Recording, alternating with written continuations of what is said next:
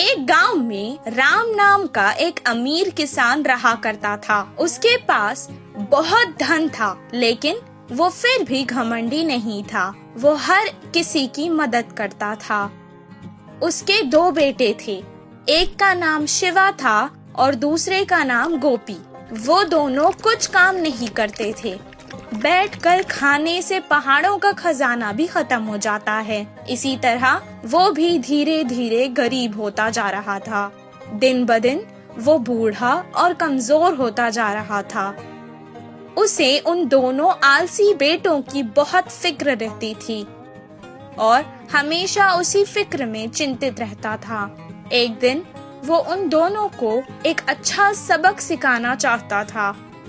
जब हम अमीर थे तब इस गांव में चोरों का बहुत ज्यादा डर था। इसलिए मैंने कुछ सोने के सिक्के अपने खेत में एक घड़े में छुपाकर रख दिए थे। बहुत वक्त हो गया है ना, इसलिए मुझे याद नहीं आ रहा है कि वो कहाँ रखे हैं। तुम दोनों सारा खेत खोद दो और उस घड़े को बाहर निकालो। अब हमें उस सिक्कों की बहुत ज्यादा जरूरत है। बहुत खुशी से शिवा और गोपी खेत गए और सारा खेत खोदने लगे।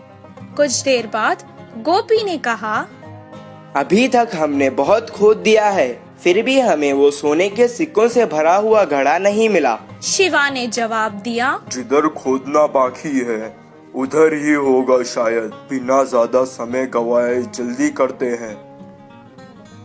बहुत मुश्किल से उन्होंने सारा खेत खोद डाला, लेकिन उन्हें वो घड़ा नहीं मिला।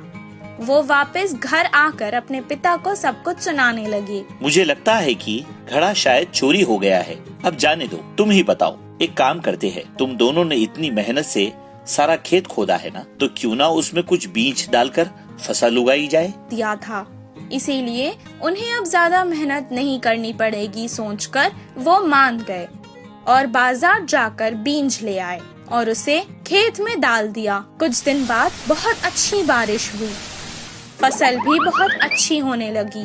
तब राम खेत आया और फसल देखकर उसे बहुत संतुष्टि मिली।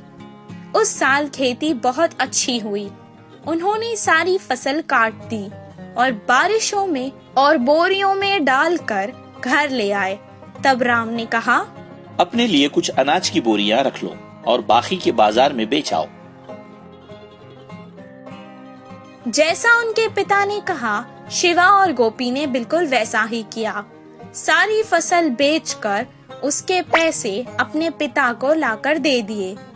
अपने बच्चों की पहली कमाई को देखकर वो बहुत खुश हुआ और कहने लगा, बच्चों, यही है वो सोने के सिक्कों से भरा घड़ा जो तुम दोनों मिलकर हर साल इस खेत से कमा सकते हो। तुम दोनों सुखी जीवन बिता सकते हो और हर किसी